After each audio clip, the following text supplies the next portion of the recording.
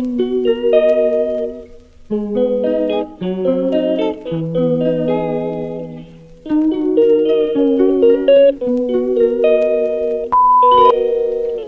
calls me day and night. Welcome back to another video, guys. So I'm Tanya and I'm a CBSE 10th grader, and this is gonna be a productive study vlog, and I'm preparing for my half yearly exams and I'm also on a challenge. और ये था 14th day of the challenge. तो school से आने के बाद मैं सो गई थी और उसके बाद मैं 7:30 अराउंड उठी थी। तो मैं अपना साइंस ट्रैकर और मैथ्स ट्रैकर बना रही थी क्योंकि उसको निकालते वक्त मेरे से वो फट गया था और दोनों एक ही शीट पे था, तो दोनों फट गया था। और उसके बाद मैं इसको एक्सप्लेन करूँगी, तो इससे तुम लोगों को ये भी पता चल जाएगा कि क्या मेरे बैकलॉग्स में है और क्या मैंने अभी तक किया है। So currently it's 7:40 PM and I have made कि मुझे क्या पढ़ना है डे 14 to 16 में। एंड मैंने Lencho, dust of snow, fire and ice and Nelson Mandela का वन शॉट कर रखा है, लेकिन अभी मुझे उसको रीड करना है एंड पोएम्स की राइम स्कीम लिखनी है, पोएटिक डिवाइसेस लिखने हैं एंड इन दोनों चैप्टर को अपनी NCERT से रीड करना है, क्वेश्चन आंसर्स करने हैं। और एसेट बेस वाला चैप्टर मैंने बिल्कुल भी नहीं किया है और ये मैं अपने बैच से लेक्चर्स देखूंगी क्योंकि मेरी साइंस बहुत ज़्यादा बुरी है, तो मैं इसके लिए वन शॉट्स प्रेफर नहीं करूँगी। एंड फेडरलिज्म का वन शॉट मैंने जस्ट अभी देखा है। So ya this is my tracker of social science, maths and science. मैंने इसको स्टेप लॉक किया है। So I am explaining this now क्योंकि समवन कमेंटेड कि अपने सोशल साइंस मतलब this is my tracker social science, maths and science. और आज मैं इसको एक्सप्लेन करने वाली हूँ because I realised and someone commented also कि अपने सोशल साइंस ट्रैकर मतलब अपने ट्रैकर्स को एक्सप्लेन नहीं किया तुमने, ठीक है। तो देखो, फर्स्ट ऑफ ऑल मैंने यहाँ पे सारे चैप्टर्स मेंशन किए। सोशल साइंस में बहुत सारे चैप्टर्स हैं, तो सोशल साइंस के सारे चैप्टर्स मैंने यहाँ पे मेंशन नहीं किए हैं, जितने हो पाए मैंने उतने किए।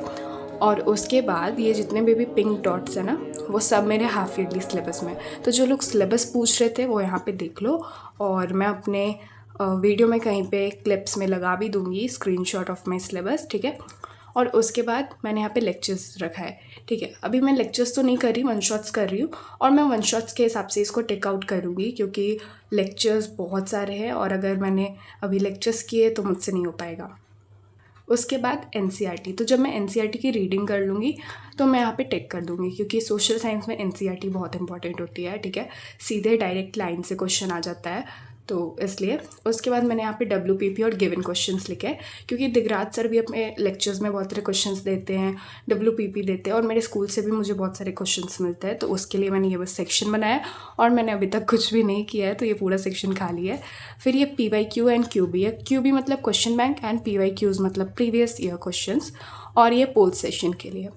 मैंने अभी 2 चैप्टर्स के पोल सेशन के, geography chapter 1 and geography chapter 2। Now coming on maths, ठीक है। तो ये मैथ्स का है, तो पहले मैंने मैथ्स के सारे चैप्टर्स को मेंशन किया है शॉर्ट में। उसके बाद मैंने यहाँ पे लेक्चर्स के लिए किया है। उसके बाद नोट्स, NCERT मतलब नोट्स हमें रिवाइज़ करने होते हैं, जितने भी क्वेश्चंस लेक्चर या वन शॉट में भैया ने करवाए होते हैं, तो उसको मैं वापस से सॉल्व करती हूँ और यहाँ पे टिक कर देती हूँ, तो ये उसके लिए।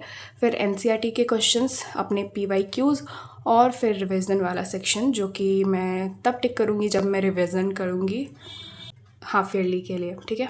तो मैंने यहाँ पे areas of circles and probability को पेंसिल से टिक आउट किया है क्योंकि मैंने इसके वन शॉट्स किए हैं और अभी हाफ ईयरली एग्ज़ाम्स के बाद मोस्ट प्रोबेबली मतलब ऑब्वियसली इन दोनों चैप्टर्स के लेक्चर्स करवाएंगे, इसलिए।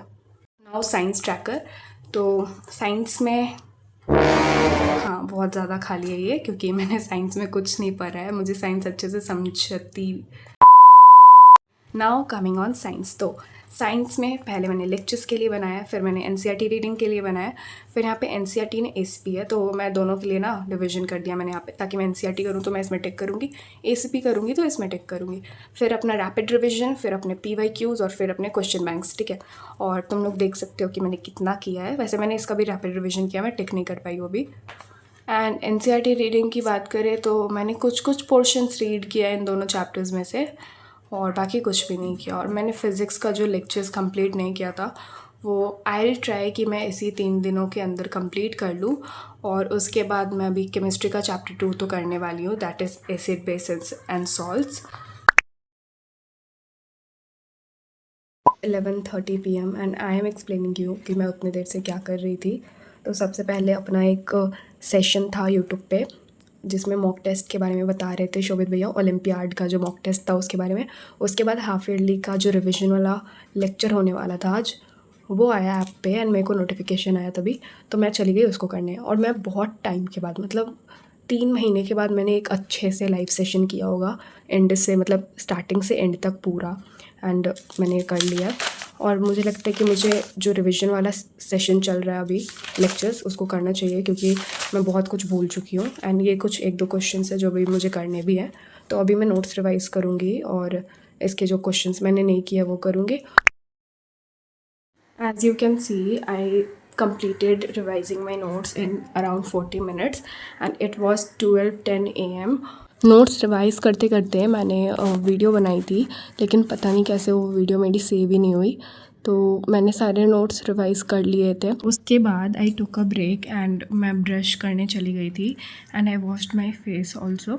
उसके बाद again I set to study and अभी मैं इंग्लिश करने वाली थी। I already got my date sheet and जो सबसे पहला एग्ज़ाम है वो मेरा इंग्लिश का एग्ज़ाम है। एंड इंग्लिश के लिए मैंने एक भी चैप्टर अच्छे से कंप्लीट नहीं करा है, जिसके मैंने वन शॉट्स भी देखे हैं, मैंने उसको रीड नहीं किया है और मुझे उन सबको रीड करना है एनसीईआरटी से। और एक और बात है कि मुझे एनसीईआरटी बिल्कुल भी समझ में नहीं आती है। लाइक उसकी जो इंग्लिश बुक की लैंग्वेज होती है ना, वो बहुत ज़्यादा बुरी होती है, मुझे बिल्कुल भी समझ में नहीं आती। मुझे बिल्कुल भी समझ नहीं आता कि कौन सा कैरेक्टर क्या बोल रहा है, इसलिए सबसे पहले मैं वन शॉट देखती हूँ, उसके बाद ही मैं कुछ पढ़ती हूँ। और यहाँ पे मैं अपनी इंग्लिश की स्कोर 100 बुक से जो लास्ट ईयर का पेपर था 2024 का, उसमें से फॉर्मल लेटर की प्रैक्टिस करने के लिए बैठी थी। और साथ में मैंने कीर्ति दीदी का वीडियो भी चला लिया था ताकि मैं लेटर फॉर्मेट में कोई गड़बड़ ना करूँ। सारे प्रीवियस ईयर क्वेश्चंस एंड जितने भी लेटर्स और राइटिंग सेक्शन होगा, मैं उन सबको इस बुक से प्रैक्टिस कर दूँगी एग्ज़ाम्स के पहले, ताकि मुझे सब कुछ क्लियर हो जाए। एंड मैंने सोचा था कि मैं फॉर्मल लेटर 3-4 बार प्रैक्टिस कर लूँगी ताकि मुझे एकदम अच्छे से लिखने आ जाए और फॉर्मेट भी अच्छे से याद हो जाए। एंड इस वाली बुक में कैरेक्टर स्केच और सारे चैप्टर्स की समरी ऑलरेडी अवेलेबल है, तो मुझे ज़्यादा कुछ अब बनाने की ज़रूरत नहीं पड़ेगी। एनसीईआरटी को रीड करने के बाद मैं सीधे इस बुक से रीड करूँगी एंड इस बुक के कुछ क्वेश्चंस भी सॉल्व कर लूँगी, क्योंकि बहुत सारे क्वेश्चंस होते हैं जो एनसीईआरटी में नहीं होते लेकिन एग्ज़ाम्स में आ जाते हैं। Now let's discuss my date sheet guys. तो जो सबसे पहला एग्ज़ाम है मेरा वो है इंग्लिश एंड वो है 10 सितंबर को। उसके एक दिन बाद 12 सितंबर को मेरा साइंस का एग्ज़ाम है। उसके एक दिन बाद सोशल साइंस का एग्ज़ाम है, दैट इज़ ऑन 14 सितंबर। उसके बाद 18 सितंबर को मेरे मैथ्स का एग्ज़ाम है। उसके एक दिन बाद मेरे 20 सितंबर को संस्कृत का एग्ज़ाम है एंड 23 सितंबर को मेरा कंप्यूटर का एग्ज़ाम है। एंड कंप्यूटर का मैंने कुछ भी नहीं पढ़ा है, लाइक एक चैप्टर या एक टॉपिक भी नहीं। मुझे नहीं पता कि मेरे कंप्यूटर के एग्ज़ाम वाले दिन क्या होने वाला है। और 1 बजने में 5 मिनट बाकी थे, सो आई स्टार्टेड पैकिंग और मेरा लेटर भी तब तक हो चुका था।